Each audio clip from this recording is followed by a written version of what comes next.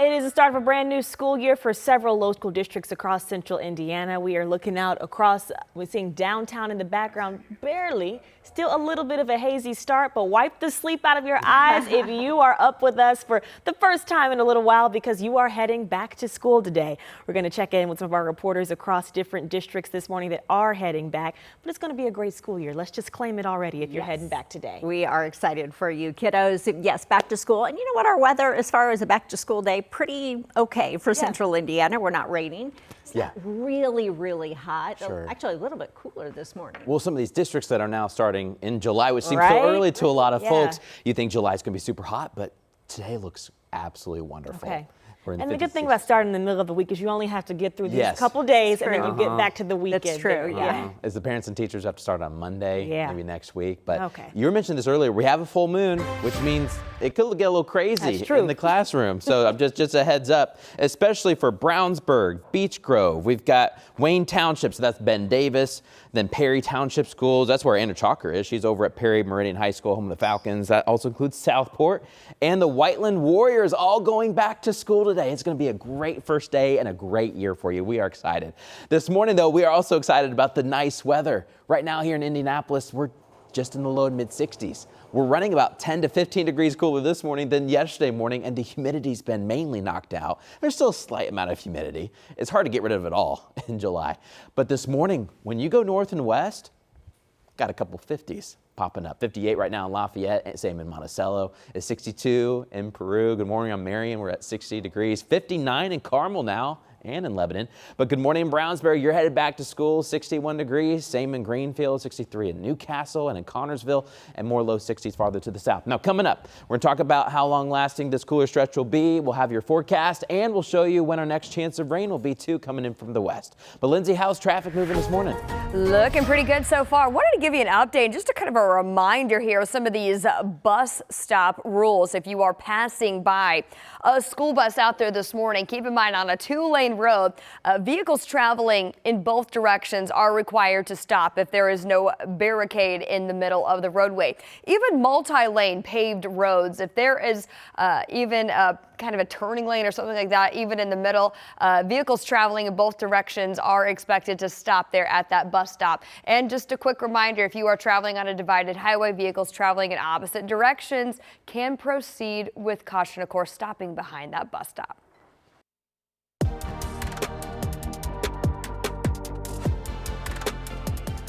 Well, for parents, kids, and teachers, it's one of the busiest days of the year, the first day back to school. And that is the case for 5 central Indiana districts that are going back to school today.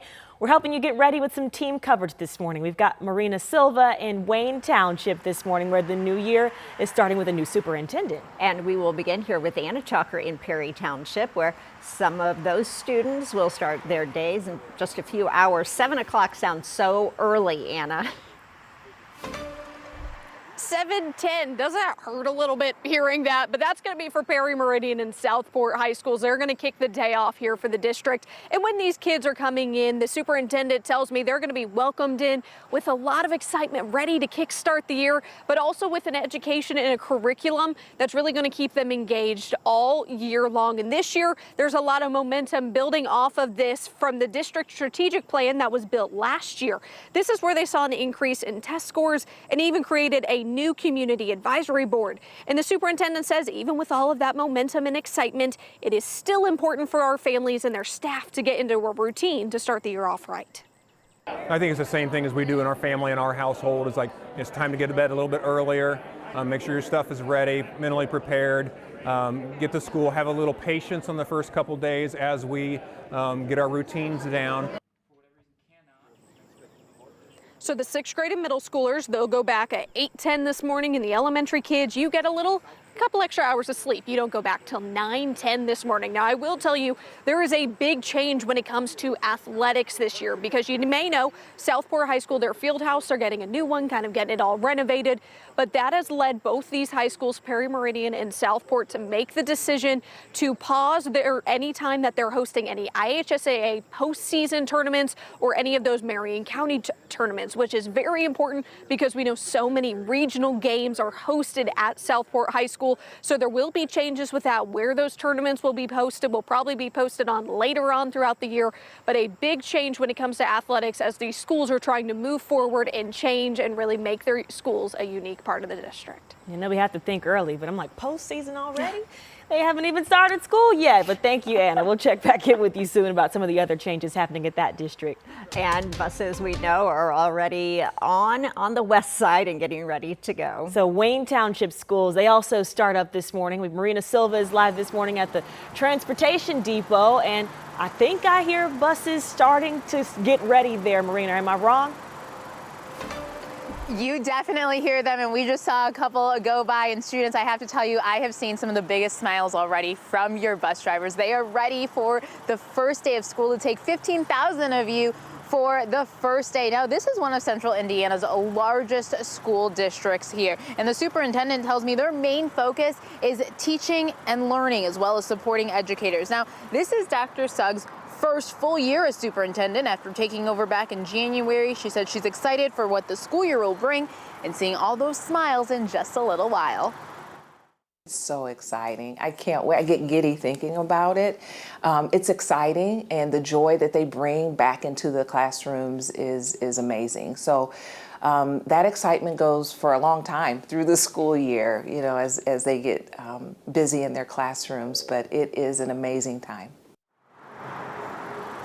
And as a quick reminder for those driving around here with 15,000 kids going back to school, slow down. Traffic might get a little congested. Now back here live here at the bus depot, you can probably see some of those lights on. These buses are getting ready to go. We're told that right now is about the time that they start heading out on those routes. And district leaders say these first few days are really about getting back into the routine, getting back into the classroom, and feeling comfortable here at school. Ladies?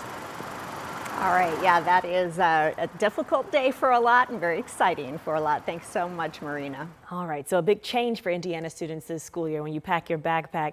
I want to keep that cell phone in it for most of the school day. Yeah, so it is thanks to a new state law that took effect earlier this month.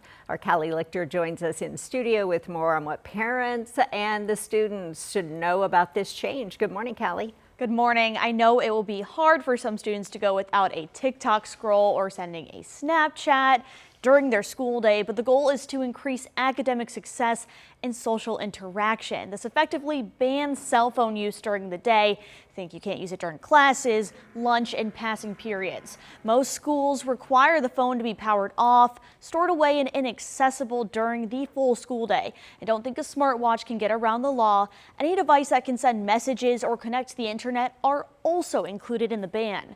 Lawmakers believe by banning phones, it will allow students to get a better education. And parents expect their kids to come home educated as well. And we know that this will help them socially interact with each other, hands down, and certainly keep their attention on their academics.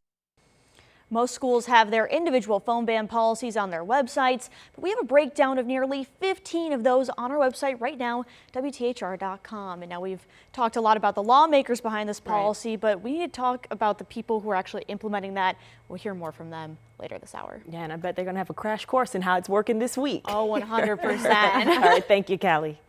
Well, students at Whiteland Community High School are also getting their first look at the school's new 3-story academic wing as classes begin today. So this adds more than 60 classrooms, some updated technology, collaborative learning areas, and state-of-the-art science labs.